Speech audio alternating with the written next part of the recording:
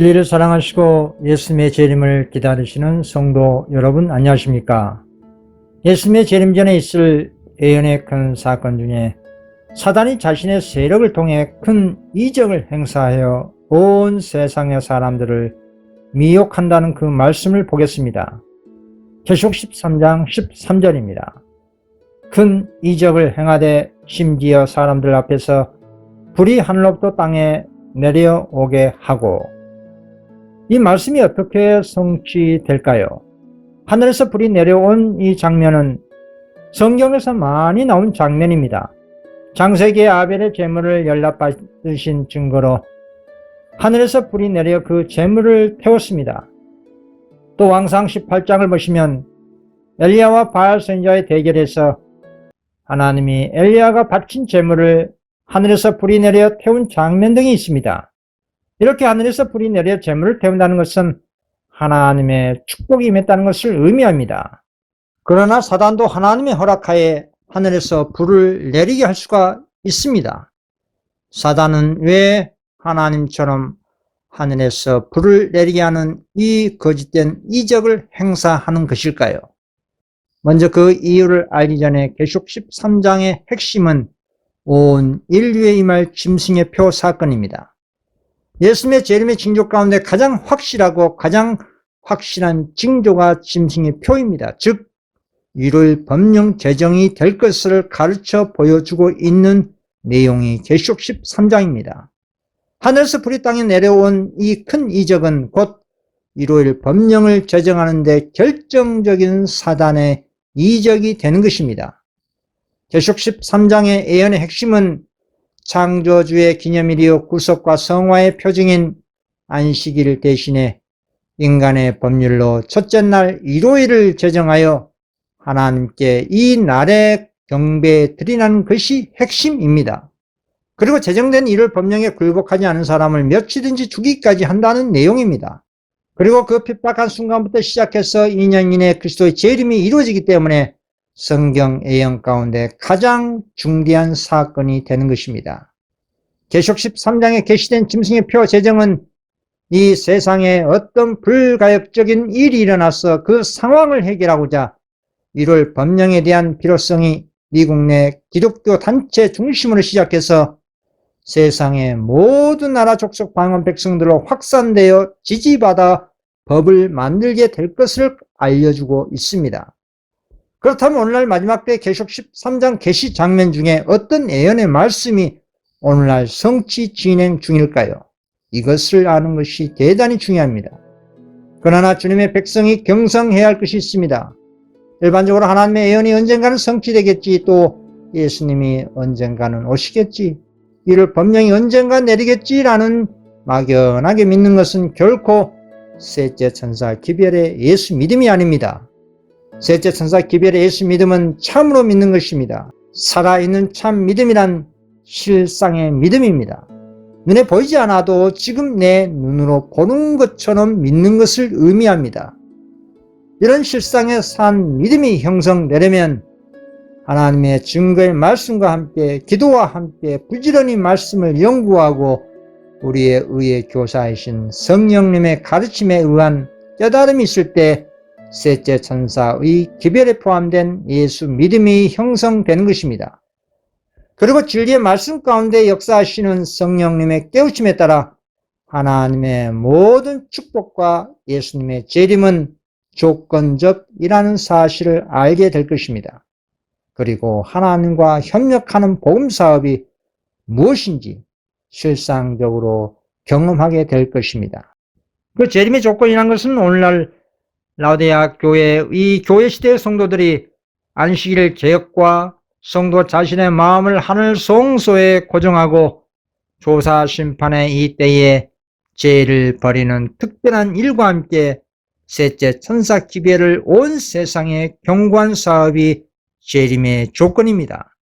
이렇게 오늘날 하나님의 능력으로 온 세상에 셋째 천사 기별의 큰 외침에 14만 4천인이 완료되면 우리 주님께서는 사단의 마지막 카드 1월 법령을 제정하도록 허락하시는 것입니다. 하나님의 마지막 기별 셋째 천사 기별의 외침과 바벨론에서 나오라는 계시록 18장 4절에 최후의 밤중 소리의 속도에 비례해서 사단의 짐승이 표 제정이 된다는 말씀입니다.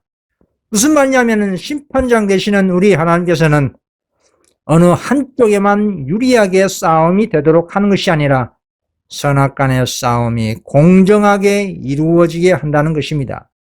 그래서 주님의 백성이 셋째 천사 기별을 외치지 않고 뜨뜻미진하게 태만하게 있는다면 사단 입장에서 무엇하러 자신의 마지막 카드 1월 법령을 신속하게 제정할 필요가 있겠습니까? 1월 법령을 만들지 않아도 라오디아 교회가 모두 뜨뜻미진하게 멸망당하는데 사단 자신의 마지막 카드를 사용할 필요가 있겠습니까? 사단이 1월 법령을 제정하는 이유는 무엇일까요? 그 이유는 지구촌 모든 족속 방언 백성들을 자신이 만든 1월 법령으로 지배하기 위해서입니다. 그럼 사단은 왜 미국을 중심으로 세상의 모든 나라들이 1월 법령을 제정하도록 미혹해서 지배를 하려고 하는 것일까요? 그 이유는 사단 자신이 하늘에서 하나님의 율법을 천사들은 지킬 필요 없다는 논리로 하늘 정부를 반역하고 결국은 쫓겨났습니다. 그리고 그 사단의 반역의 명분을 오늘날 이 지구 행성에서도 지속하기 위한 것입니다. 하나님의 십계명 율법은 자신과 타락한 천사들이 지킬 수가 없는 것처럼 이 지구 거민들도 지킬 수 없다는 것을 증명하기 위해서입니다. 즉 지킬 수도 없는 하나님의 십계명 율법을 사람에게 지키라고 한 것은 하나님의 독단적인 우주 통치 때문이라는 것을 주장하기 위한 것입니다. 그래서 온 우주 거민들에게 자신의 주장이 옳고 하나님의 율법이 잘못됐다는 것을 증거하기 위해 율법 법령을 제정하는 것이 사단의 목적입니다. 그리고 사단은 이 같은 천사와 인간이 하나님의 계명을 순종할 수 없다는 이 반영의 논리가 이 세상과 교회가 받아들였기 때문에 사단 입장에서는 어느 정도 성공한 것입니다. 이것은 하나님의 율법을 공격해서 주님의 품성을 훼손한 것입니다. 그래서 사단이 같은 기만적인 반영의 논리를 분쇄하기 위해서 하나님의 아들이 이 세상에 인간으로 오셔서 아버지의 계명을 인간들도 지킬 수 있다는 것을 당신께서 솔선수범 보여주신 것입니다. 그리고 십계명 율법 가운데 있는 하나님의 품성을 온 우주를 향해 이렇게 옹호하시면서 증거하셨습니다. 요한복음 15장 10절입니다. 내가 아버지의 계명을 지켜 그의 사랑 안에 거하는 같이 너희도 내 계명을 지키면 내 사랑 안에 거하리라. 성육신의 참된 의미가 여기에 있는 것입니다. 단순히 인간 구원 그 이상의 의미가 하나님의 율법을 지킴으로 아버지의 품성을 옹호하는 것이 선악간의 싸움의 핵심입니다. 인간이신 예수님이 아버지의 모든 계명을 믿음으로 순종함으로 인해 우리들도 하나님의 사랑과 은혜로 아버지의 계명을 온전히 지킬 수 있다는 것을 보여주신 것입니다. 그리고 셋째 천사 기별이 마친 후에 하늘의 천사는 하나님의 계명과 예수 믿음을 지킨 성도들에 대해서 이렇게 증거했습니다. 계시록 14장 12절입니다. 성도들의 인내가 여기 있나니 그들은 하나님의 계명과 예수에 대한 믿음을 지키는 자니라. 그래서 이 같은 하나님의 율법을 놓고 그리스도와 사단 사이에 있는 선악간에 대해 쟁투의 본질을 항상 생각하면서 예언의 말씀을 연구해야 하는 것입니다. 그래서 다시 계시록 13장 본론으로 돌아가서 짐승의 표가 제정될 수밖에 없는 시대적인 상황과 환경을 제시하여 보여준 것을 우리는 연구해야 합니다. 계시록 13장 가운데 첫째 짐승 교황권이 점차적으로 쇠락하는 때에 등장한 두 번째 짐승이 땅에서 올라온 두 뿔 가진 새끼양 미국입니다. 다음에 말씀을 보면 미국이 처음에는 종교와 정치 자유라는 순수한 가치를 가지고 시작된 나라였지만 점차적으로 즉 사단의 세력이 된 모습입니다. 계시록 13장 11절 12절입니다. 내가 보매 또 다른 짐승이 땅에서 올라오니 어린 양 같이 두 뿔이 있고 용처럼 말을 하더라. 그가 먼저 나온 짐승의 모든 권세를 그 앞에서 행하고 땅과 땅에 사는 자들을 처음 짐승에게 경배하게 하니 곧 죽게 되었던 상처가 나온 자니라. 두 번째 짐승인 어린 양 같은 미국이 세월이 지난 후에 사단의 대리자가 되어서 어떻게 행동하고 있는지 알려준 계시입니다. 두 번째 짐승 미국이 그가 먼저 나온 짐승의 모든 권세를 그 앞에서 행사했다는 것은 첫째 짐승 교황권이 행사한 그 모든 악한 권세를 미국이 동일하게 행사한 것을 의미한 것입니다.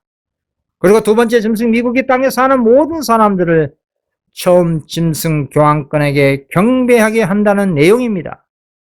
그럼 둘째 짐승이 미국이 어떻게 지구촌 모든 사람들을 처음 짐승 교황권에게 경배하게 할까요? 이것이 과연 어떻게 실상으로 연결될까요? 그 다음 구절에 해답이 있습니다. 계시록 13장 13절 말씀 다시 보겠습니다.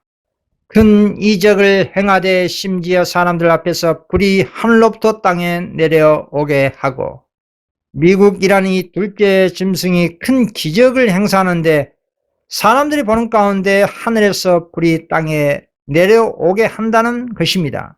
이 말씀이 무슨 뜻일까요?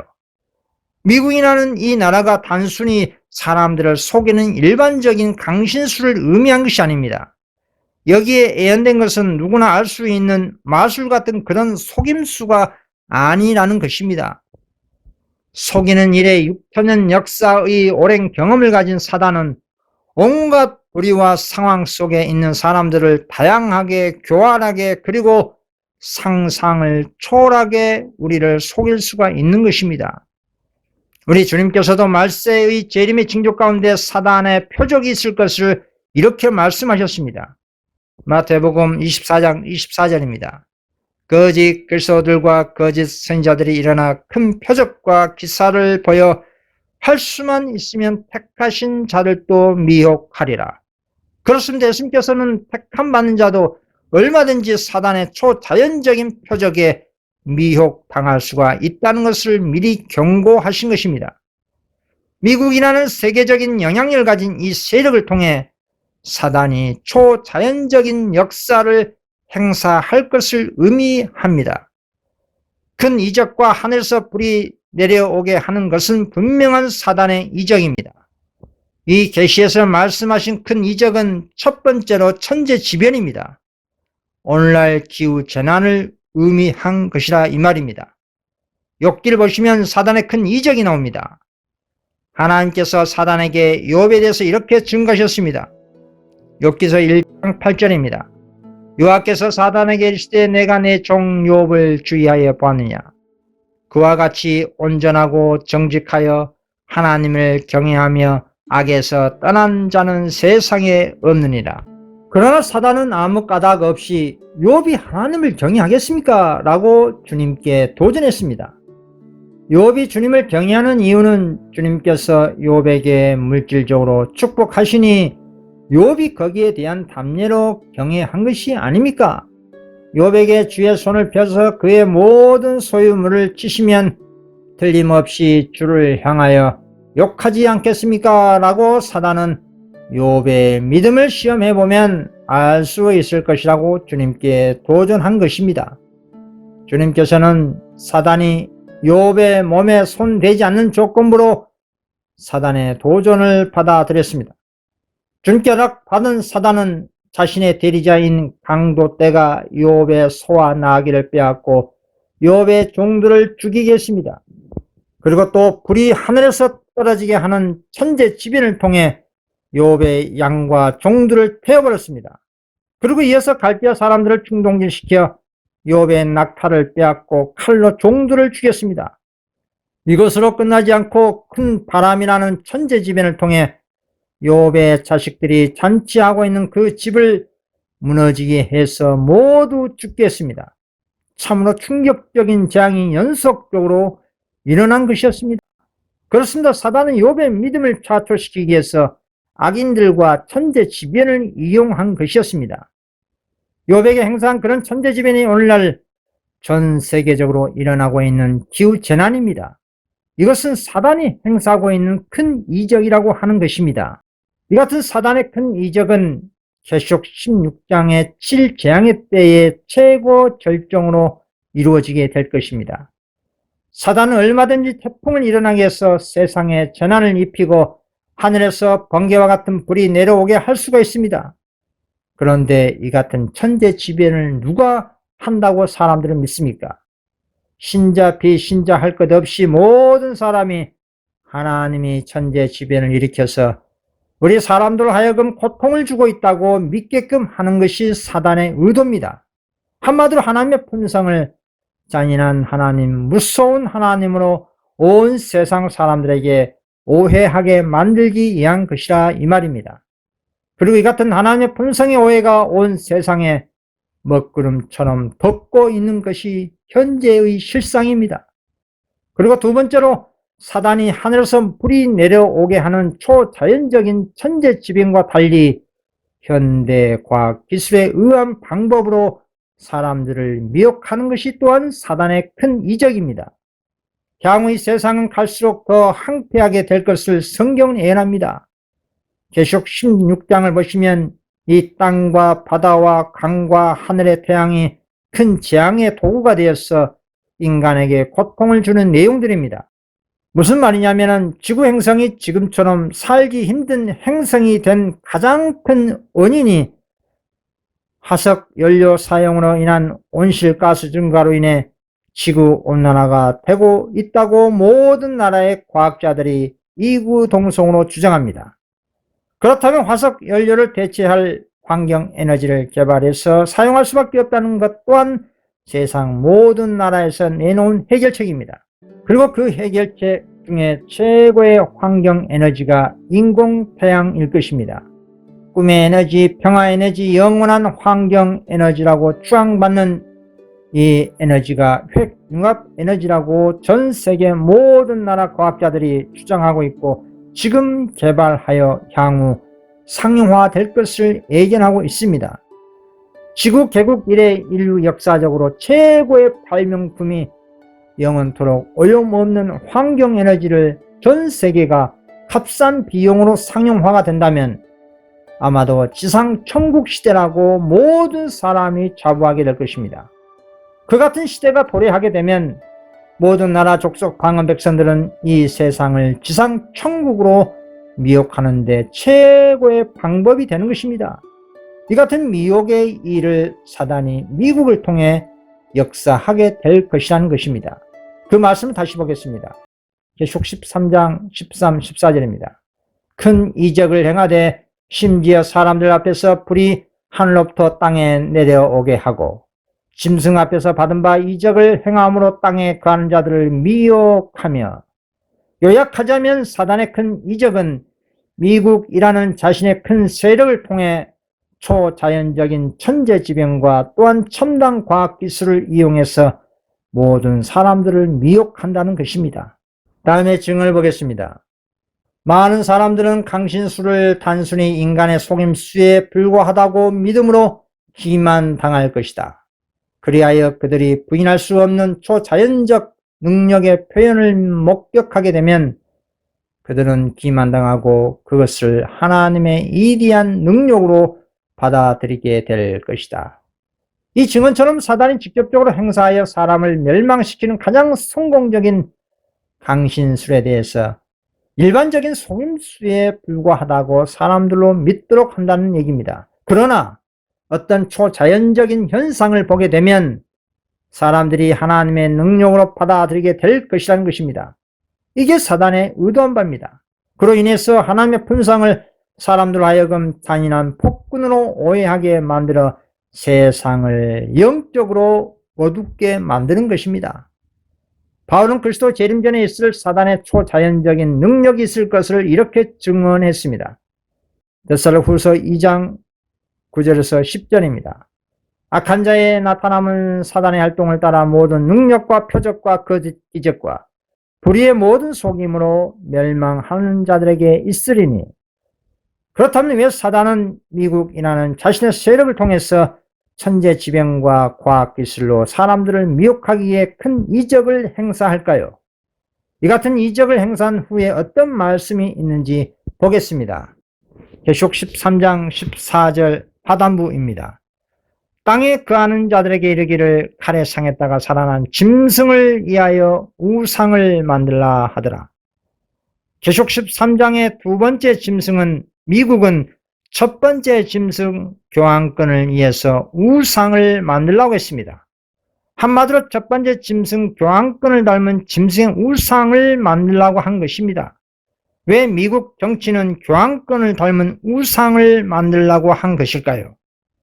이 우상의 정체는 무엇일까요? 이미 결론이 난 증언을 보겠습니다.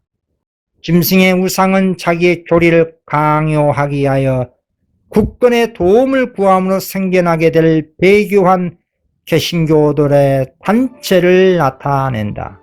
짐승의 우상은 곧 배교한 개신교 단체를 의미합니다. 말씀 그대로입니다. 첫 번째 짐승을 닮았다는 것은 과거 중세기 때에 하나님의 백성을 핍박한 교황권의 부패와 포악하고 타락한 그 정신을 오늘날 개신교가 닮았다는 것을 의미합니다. 그래서 이와 같은 짐승의 우상이 자연스럽게 만들어질 수밖에 없는 시대적인 환경이 있습니다. 사단의 큰 이적과 짐승의 우상이 만들어진 그 중간 사이에 어떤 시대적인 상황과 환경이 있다고 했습니까? 앞에서 말씀드린 것처럼 사단은 인간을 타락시키기 위해서 온 세상에 천재지변, 즉 기후전환으로 황폐화시킬 것입니다. 다음에 증언을 보겠습니다. 사단은 아직 준비되지 아니한 영혼들을 자기의 수확물로 거두어들이기 위하여 천재지변을 통해 일한다. 그는 천연계 비밀을 자세히 연구하여 하나님께서 허용하시는 범위 안에서 천연계의 이변을 일으키기 위하여 그의 전력을 기울인다. 그리고 천재지변이 일어나면 세상의 경제는 갈수록 파괴될 수밖에 없습니다. 그리고 그 경제를 회복시키는 과정에서 온갖 첨단 과학기술로 무너진 세상 경제를 일으키기에 혼신의 힘을 다할 것입니다. 이런 상황을 미혹이라고 하는 것입니다. 특히 미국에서 경제를 회복시키기 위해서 상상할 수 없는 첨단 기술을 개발하여 인류 복지를 향상시킨다는데 그 누가 반대하겠습니까? 예를 들어서 과거 몇십 년 전에 화석 연료 대신 전기 자동차가 상용화될 것이라고 누가 상상이나 했겠습니까? 수많은 사람들이 이렇게 세상의 첨단 과학기술에 미혹되는 것입니다. 사단이 사람을 미혹한다는 말은 살아계신 하나님보다 세상을 더 사랑하게끔 별의별 온갖 수단과 방법을 동원한다는 뜻입니다. 세상의 첨단 과학기술이 인간에게 편리함을 주면 그 반대 급부는 무엇이겠습니까? 그것은 곧 영적 타락입니다. 그래서 바울 사도는 말세에 하나님보다 무엇을 더 사랑한다고 했습니까? 디모데 후서 3장 1절에서 4절입니다. 너는 이것을 알라. 말세에 고통하는 때가 이르러 사람들이 자기를 사랑하며 돈을 사랑하며 자랑하며 교만하여 비방하며 부모를 거역하며 감사하지 아니하며 거룩하지 아니하며 무정하며 온통함을 풀지 아니하며 모함하며 절제하지 못하며 사나우며 선한 것을 좋아하지 아니하며 배신하며 조급하며 자만하여 쾌락을 사랑하기를 하나님 사랑하는 것보다 더하며 이런 현상이 사단의 이적으로 인한 결과입니다. 그래서 참된 증인 그리스도께서는 그 같은 말세의 라오디아 교회에 이렇게 경고하셨습니다. 계시록 3장 17절입니다. 내가 말하기를 나는 부자라 부요하여 부족한 것이 없다 라고 주장합니다. 성경적인 교만이라는 것은 하나님께 간절히 사랑과 자비와 의를 구하지 않는 것을 의미합니다. 그런 부족한 것이 없다라고 교만한 오늘날 뜨뜻미지근한 라오디아 교회에게 참된 증인께서 경고하시기를 너의 공고한 것과 가난한 것과 눈먼 것과 벌거벗은 것을 알지 못하도다 라고 지적하셨습니다. 그리고 그 뜨뜻미지근한 라오디아 교회의 질병 해결책을 세 가지 치료제를 통해 주셨습니다. 계속 3장 18절입니다. 내가 너를 건하노니 내게서 불로 연단한 금을 사서 부요하게 하고 흰옷을 사서 입어 벌거벗은 수치를 보이지 않게 하고 안약을 사서 눈에 발라보게 하라. 원하는 자는 값없이 얼마든지 이 세 가지 치료제를 받을 수가 있습니다. 그리고 그 조건은 자신의 죄됨을 솔직하게 자복하고 죄에 대한 통회하는 심령과 그리스도에 대한 필요성입니다. 분명한 사실은 영생은 조건적이라는 사실을 항상 명심해야 합니다.